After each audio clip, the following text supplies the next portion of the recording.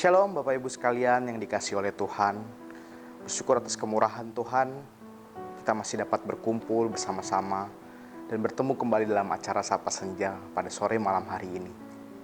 Izinkan saya pada sore malam hari ini membawakan renungan dari Kitab Wahyu pasal yang ke-22 ayat yang ke-20. Di sana firman Tuhan menyatakan, Ia yang memberi kesaksian tentang semuanya ini berfirman, Ya, aku datang segera. Amin. Datanglah Tuhan Yesus. Kitab Wahyu banyak memberikan pesan-pesan atau berisikan pesan-pesan yang cukup kompleks, agak sulit dimengerti, tidak terlalu sederhana dan membutuhkan ilmu penafsiran tingkat tinggi.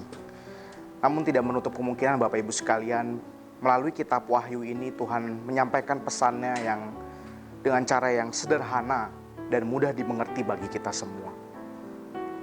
Sebelum Tuhan Yesus berfirman, Aku datang segera, Tuhan menyampaikan satu buah kata, yakni Ya.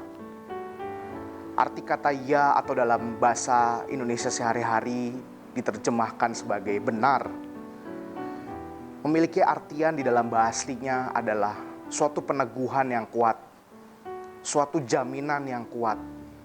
Artinya, Bapak Ibu sekalian, Tuhan menyampaikan bahwa kedatangan Tuhan itu adalah sesuatu yang absolut, mutlak, dan sesuatu yang pasti.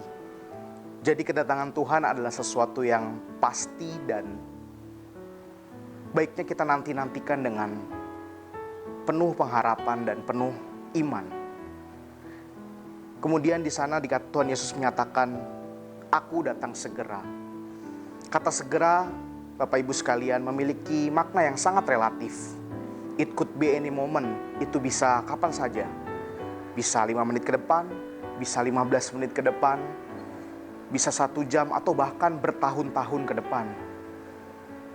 Ini memiliki kata yang sangat relatif. Tetapi Tuhan secara lembut ingin mengingatkan kita bahwa fokus kita bukan kapan waktunya, tapi ada satu fokus yang lebih penting. Saya menggunakan perumpamaan dengan pengumuman ketika kita berada di stasiun. Ketika Bapak Ibu hendak berpergian ke suatu tempat menggunakan kereta dengan tujuan tertentu, misalkan Jakarta-Bandung, maka ketika Bapak Ibu mendengar suara pengumuman yang menyatakan kereta tujuan Jakarta-Bandung segera datang, atau kereta tujuan Jakarta-Bandung segera berangkat, maka makna dari pengumuman tersebut, maksud dari pengumuman tersebut adalah menginginkan para penumpang yang menaiki kereta tujuan Jakarta-Bandung untuk fokus bersiap-siap, berjaga-jaga, mempersiapkan menyambut kedatangan kereta ketika kereta itu datang, atau bersiap-siap ketika kereta itu hendak berangkat. Maka makna dari Tuhan menyatakan bahwa Aku segera datang atau aku datang segera. Sebenarnya fokus kita adalah mempersiapkan kedatangan tersebut. Di dalam Efesus 5 ayat 15-16, Karena itu, perhatikanlah dengan seksama bagaimana kamu hidup. Janganlah seperti orang bebal, tetapi seperti orang arif, dan pergunakanlah waktu yang ada karena hari-hari ini jahat. Tuhan menginginkan kita untuk bersiap-siap, berjaga-jaga melalui tindak tanduk kita. Dengan kita mempersiapkan, dengan kita memperhatikan bagaimana cara kita mempergunakan waktu kita, Bapak Ibu. Tuhan menginginkan kita supaya mempergunakan waktu kita dengan efektif. Dengan cara menjaga attitude kita, menjaga tindak tanduk kita. Apa yang kita perbuat, senantiasa biar itu mencerminkan kehendak Tuhan. Dan kita juga mampu mengelola waktu kita dengan efektif. Tidak banyak terbuang-buang dengan tidak bertanggung jawab. Tapi biarlah di dalam penantian kita, persiapan kita, ketika kita berjaga-jaga menantikan Tuhan, kita terus mempergunakan waktu kita dengan efektif dan bertanggung jawab. Mengerjakan sesuatu yang baik, produktif. Itu yang Tuhan inginkan di dalam masa kita berjaga-jaga atau bersiap-siap menantikan kedatangan Tuhan. Bersiap-siap juga memiliki makna tekun di dalam berdoa.